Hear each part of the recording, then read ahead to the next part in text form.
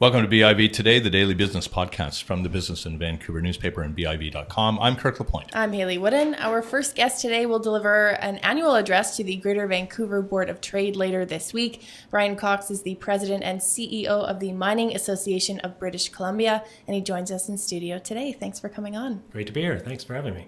We're actually halfway through BC Mining Month, the first ever mining month we have in British Columbia. Tell us a bit about the idea behind sort of rallying and branding May as Mining Month. Yeah, well, I mean, we're such a great industry, we deserve an entire month. And that's really what we thought at the end of the Do you take the 11 months off? Yeah, exactly. This is the only month we're working. We're working hard. Yeah. But really, though, Mining Week was previously what we had in British Columbia. Is actually National Mining Week. And really what we've been finding over the last few years is that events have been spilling out into the entire month because these are really community-driven events across the province. So when I came into the role last year, I thought, we really need to actually formalize this as a month and build it out as best we can with our communities. So I went to the provincial government, Minister Mungal, and I said, hey, would you be interested in proclaiming the entire month as Mining Month rather than the week? And to her credit, without a hesitation, she said, absolutely, we need to talk about our industry. So here we are. And it intersects, interestingly, of course, with the BC Tech Summit, which is taking place this week. And we've talked before on this in our podcasts and show about the fact that the mining sector is really the tech sector these days. So how do you manage to integrate these two events as well? Yeah, it's a really exciting opportunity this year. This will be the 21st time that a president of the Mining Association has spoken to the Board of Trade, and this is the first year that we're doing it in conjunction with the Tech Summit. And to your point, Kirk, this is exactly what the conversation is now. We have been a mining hub in this province for many, many years. As you know, Vancouver is a mining hub globally. People look to this jurisdiction. We're also really rapidly becoming a technology hub. So the real powerful conversations right now are about marrying those two together. Mm-hmm. By doing so, we're actually getting to the point where we're going to be able to create that technology to export to the world so that we're truly becoming the technology mining hub of the world, where we're building those mines of tomorrow all over the world with that hub here in British Columbia. So these are the powerful stories that we're starting to tell and weave throughout the industry.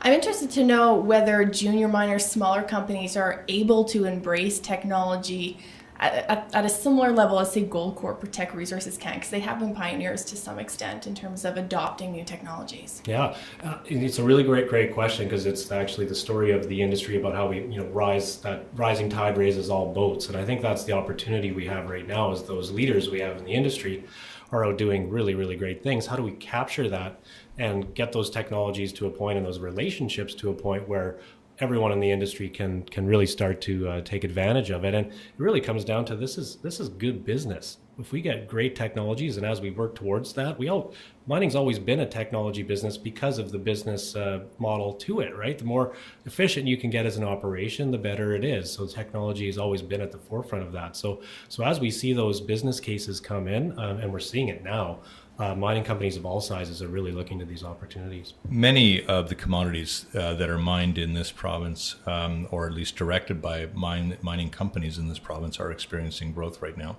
You're in I think, the up part of the cycle, but it is a cycle. You as the president would also have, I guess, a role to make sure that companies are understanding what it is that they need to do responsibly while they're in the up cycle to be prepared for what is often a bit of a roller coaster. What's your strategy around all of that right now, Bryan? Yeah, absolutely, Kirk. And the numbers just came out from our PricewaterhouseCoopers survey that we do annually. And yes, numbers are up. $11.7 billion last in 2017 as opposed to $8.7 billion in 2016. So quite an increase. And to your point, all based predominantly on commodity price increases. So we do know this is cyclical. So it's important as we contextualize those numbers to not pretend that everything's great in the industry and that we can just sort of put our tools down and enjoy this. We have to build for the future. And so really our three main points that we're talking about are the three C's, as I call them, which is clarity, consistency, and coordination. And it's not something that governments provide us. This is about a dialogue amongst all stakeholders, including Indigenous peoples, communities, industry, government, the broader public. And in order to get to those 3 C's, we need to have that common dialogue. And that's really the power right now, because if we're going to capture this wave, we have to start right now. We all know how long it takes to get a mine from exploration into operation. We're talking, dozens of years. So we need to be able to provide that supply to the market as we continue this transition to a lower carbon economy.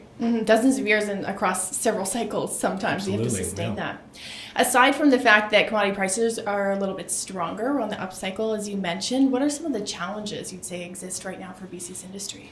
I think that's really, I view challenges as opportunities, so one and the same. And I really look at those 3 C's as being our challenges and opportunities. And it's around a different way of dialoguing. In the past, it was a binary really discussion between industry and government.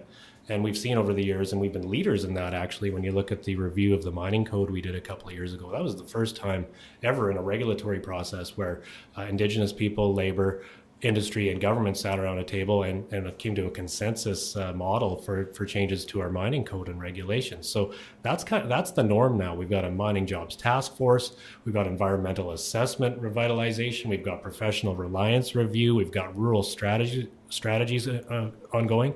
We've got a government that's very active right now on natural resource files, and so we really need to work with them in order to shape how this looks for a regulatory system like mining that starts at staking and goes through to reclamation. So, for example, you look at the environmental assessment revitalization, that's, although a really important part of the regulatory cycle, is only really just a small sliver of it, and there's all of these other permitting and notices of work and other things that go with it. So we need to ensure we contextualize these conversations to get to the right regulations. I want to ask a bit about the context and the North American context, and specifically we've had about a year or so now to understand some of the direction of the United States under Donald Trump, and part of it involves a great deal of tax slimming, and certainly tax cuts at a corporate level. And yet there is also this very great trade uncertainty for a lot of the things that we produce in this country. Largely, what are you guiding the membership on in terms of its understanding of it? And I want to start with a specific question about whether you're worried that we're now becoming tax uncompetitive for corporations, and whether we might fear losing some of them to below the border. Absolutely, yes. I mean, we're seeing it right now as we speak. And this is not about one particular government or a particular time. This is something that's been happening for several years in Canada and in BC as well. So it's something we need to pay attention to right now. Capital is the most mobile thing out there. And, I heard a great quote the other day: money is a coward. So if it sees risk, it's going to go to other places. And so in BC, we need to be able to provide that investor confidence and certainty. Mm-hmm. And I'm a big proponent of the fact that I think we have the best regulatory system in the world. We're a mining hub for innovation. We've got great people. We need to start talking more proactively about what we have here in the province. But I'm telling you, we need to do it in a way that's very quick right now, because that capital is looking to be deployed. We're in this great cycle. And so we need to show the investor community that mines can be built in this province, and we need to work hard at that. Is it, though, Brian, that the U.S. is also coupling some of these tax cuts with a deregulation of a lot of its industry? Is that something that our governments have to then take some responsibility for, and then begin to race to the bottom a little bit? I think we have a really strong regulatory system here, and we should defend it and be proud of it. And I think that's one of our competitive advantages, is that we have an excellent regulatory system. We have a great rule of law. We have governments that care. So we need to focus on that and make sure that we continue that on. But really around that tax competitiveness, around that cost competitiveness, when you look at carbon taxes, when you look at corporate taxes, when you look at employer health taxes, all of these things add up, and they make a really big difference in the global stage when you're competing against jurisdictions that don't have any of those. Yeah. And it makes it really real, and it's really incumbent upon all of us in BC, regardless of the industry, to remember that we're a tiny little trade exposed jurisdiction of 4 million people, and we operate amongst a sea of 7 billion people, and we're the gateway to the world. The goods that flow through that port right down the street there are Canada's goods. And so we have a responsibility as British Columbians to ensure that we get this right for all of Canada. To your point about investor confidence and security, how closely as an association are you watching, say, the challenges and issues around the Kinder Morgan Trans Mountain Pipeline, and does that reflect or potentially shed light on what could happen in the mining industry?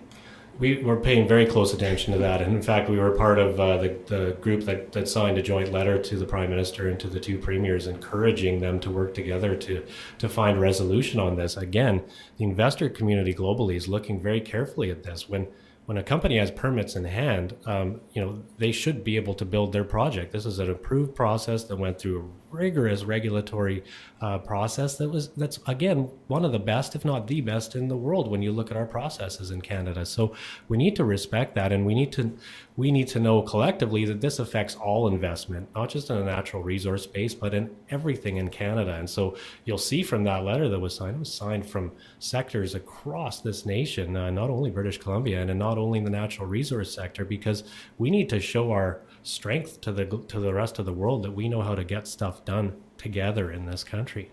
We've had you on before to talk about trust and rebuilding trust in some of the processes that exist. How far along do you think we've come since maybe we've had you last on the program 6-8 months ago? Yeah, I mean, it's been a really interesting year that I've been in this role, and it's allowed for me to really trustfully dialogue in a different way about this industry and talk about what our opportunities are, especially with our connection to the lower carbon economy. I don't know if you've seen, or any of your listeners have seen, our clean energy vehicle driving around the streets of Vancouver, but we've got a clean energy vehicle and we've branded it with mining messages to talk about the fact that it takes 4 times more copper to build an electric car, the steel making coal that's required for the steel, the aluminum that's going into cars. And that's really the way that we're engaging right now, to say, okay, we have a responsibility, especially in BC where we're endowed with such great geology, to extract our resources in the most responsible way, because the world is going to need them. There's going to be 70 million electric cars on the road by 2025.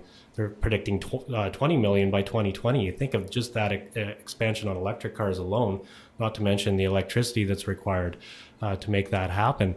We need to do this. We need to do it together, and that's really where I'm engaging from with British Columbians, to say we have to do this. We have to figure it out. So let's do it together. We're a year now since the provincial election, and many months, I guess, since we finally had some clarity about who was going to form the government and what it was going to do in all of this. Were you apprehensive about a new government like an NDP government when it was staking out such a position on something like Kinder Morgan, that it was somehow going to commingle with its own commitment into the resource sector, particularly mining in particular? What I've seen on the mining side from the provincial government thus far has been really great engagement. So they've committed themselves to mining. They've proclaimed Mining Month. Did that surprise you a little bit? Not really. They were very consistent throughout their platform that they wanted to support industries like mining. So they actually carried that through. And you look at the Mining Jobs Task Force and what the opportunity we have in that group. And I'll say I'm part of that task force. It's a really interesting and great group of folks around the table, including First Nations, higher learning institutions, industry. There's a financial person on it. So we've got this really great group that's having a conversation. But as I mentioned earlier, there's a lot of regulatory reviews ongoing right now, and they're all at different stages. And importantly, they all involve Indigenous relations and implementing UNDRIP into it. And so we're working really hard to try and work with government so that the output of what comes out of all of these reviews is able to be implemented, and importantly provide that clarity, consistency, and coordination to all stakeholders about what this regulatory process is. And that's going to be the big one. Do you believe that you can reconcile the United Nations Declaration on the Rights of Indigenous People with sustainable, profitable mining? Absolutely. I believe that our industry have been leaders. In fact, we've been implementing many of the tenets of UNDRIP for years and years with our relationships with Indigenous people at our operations. And I think this is an opportunity for courage, willingness, and leadership. And I think our industry needs to lead on this file. And we need to work with Indigenous communities and the broader public to have this conversation, because you know what? At the end of the day, it's about ensuring that Indigenous communities are healthy, that kids can go to school, that they have enough to eat, that they have the same opportunities that my kids have. And I think if we start there and really try to get away from, who owns what, because I think, again, it's all about It's all about people. And if we have that conversation, we lead with that, then we're actually getting down to what this is all about, which is healthy communities and a healthy British Columbia. Bryan, I know you have a very busy week. You're all over the province this week, but we really appreciate you taking the time to join us in studio. Thanks. It's great to be here. Appreciate it. That's Bryan Cox, President and CEO of the Mining Association of BC.